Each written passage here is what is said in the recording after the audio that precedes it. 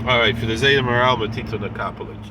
All right, Bruchim Abayim, good night, Shabbos, everybody. We're going to learn a stickle from the Heilige Zayda Maharal Prague, Chusigalenu on the Heinrich Etc. We're in the book of Exodus, chapter 25, verse 8, Parshas Terumah, Shtayt V'usi Limikdash V'shachanti B'soicham. Maybe we'll say the whole drasha that we have on this, that I said at work the past 2 days for the different zones. But anyway, V'usi Limikdash V'shachanti B'soicham V'loy B'soichoi, right? Anyway, make me a sanctuary and I will dwell in them. But let's see what Rashi says. V'usi L'shmi Beis Kedusha. It says, make for me a temple, make for me a sanctuary. So Rashi explains, make for me a sanctuary means make for my name a holy house, a house of holiness. So let's see, what is the Heilige Zayda Maharal Prague, will say in the Geraria, which you can find again on Sfaria, so Gewaltige Zach. Perish. What does it mean? The lo hayas yasei mikdash. Maybe we gotta see. Oh, it doesn't have English here. I don't know. I don't understand this. So, but let's try to get through it.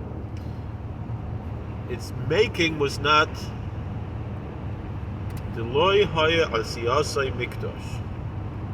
Its construction was not a sanctuary. Ki mikdash hu bayis shnis kadesh. So that's pshat what the Zayd is saying. He's saying, Heilige Zayd is saying, I remember being there in Prague by the Zayd's kever, the Maharal. My wife felt it too. We mamish felt like we were in another dimension, another planet. It was wild. Anyway, all right. Ki mikdash hu bayis shenis kadesh. He said a sanctuary is an edifice. It's a temple. It's a house that is sanctified. So you're not building a temple. You're building a house and making it a temple. You're building a building and making it a temple. That's how the Heilige Zayda Maharal is understanding. It says, "Vasu l'shmi beis kedusha, make for my name a holy house, or a house of holiness." So mikdash hu bayis shnis kadesh. It's a building that was sanctified. V'heim lo haya oisim hakadusha. The people are not making the holiness, ele beis kedusha, but rather a building, a house of holiness. Right? So loymar haroi li'es kodesh. Something that is worthy to be holy, but it's not inherently holy. It's a receptacle for holiness, but there needs to be something within the holiness. What does it mean? What does it mean? This is how I'm teaching this. I could be wrong. I know Rabbi Fishbane likes to say from, I think it's the Al Shech HaKadosh, I don't remember, that the Mishkan was physically the most simple, but had the most Kedusha. And Bayis Rishon was much more opulent, and the Shechina was only their Meis La'es, right? And then Bayis Sheni, the Shechina was never there, and it was the most beautiful, opulent Beis HaMikdash. And he said that maybe it's from the Rechaim HaKodesh, that whatever there is, the Gashmias is almost the opponent of Ruchnias, that materialism is opposite and the opponent of spirituality. So, but the pshat is that you make the building, but the Kedusha has to come not from the building, but from how we use the building.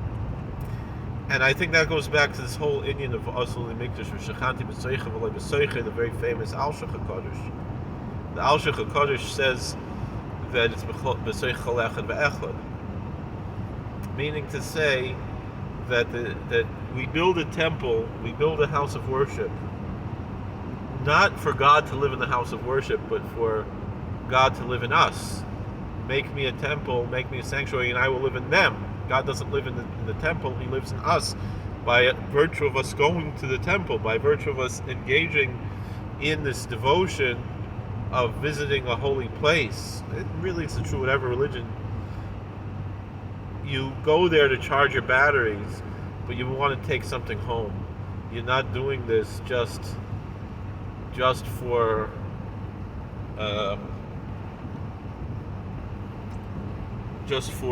didn't even check my emails or anything. Just for that God lives in the temple. I watched a video recently. I mean, when I think about this, I think about, you see these gangster movies where like they go make a hit and then they go to the church, like, and they're not truly repentant, they don't have contrition, which is part of what the church wants you to do, is have contrition, not just show up, right? And I saw this video. It was a preacher from America, from Georgia. He goes and he's a pastor in a church, and he goes to visit the Scandinavian countries, and most of the people there are atheists and agnostics. And the narrator says, the Scandinavian people, they don't care much about God, but they love church. They love the pomp and circumstance of the church. They love to get married in a church. They love to have a funeral in the church. They baptize their children in the church. They don't really believe in it. It's just it's kind of like they say, God, you live in the church, right? And that's not the point. The point in Yiddishkeit is God has to live in us. We go to shul, and the truth is that's the ideal in other religions too. We go to these places to recharge our batteries, so God can live in us. Not that we relegate God to the sanctuary. And so the kedusha of the bias comes by living a life of kedusha. And I had a whole shtickle Torah about Misha Nichnas Adar and how it's connected, and how to be with Simcha Tamid and Chol Ma'asecha L'Shem Shemayim. We could talk about another time because I'm also in the mikveh. But in any event, that's the Indian that we're talking about here, is that the Kedushas Abayis comes, first of all, from our conduct within the bias, meaning that we have proper decorum in the synagogue. Again, obviously it's talking about the temple, not the synagogue, but it's talking about the Mishkan, it's talking about the tabernacle, but even with that, we that's one part of it. But that's not the whole story, We take it a step further as to, first is the decorum that we have in the house, but also that makes the kedusha, and by doing the mitzvahs and everything, that makes the kedusha. But also, the kedusha is, do we take something home? That's what real kedusha is all about. All Parshas Kedoshim is not about sitting and meditating. Parshas Kedoshim is about v'yafta l'recha kamecha. All right, about love thy neighbor. That's what it means. Be holy, for I, the Lord your God, am holy.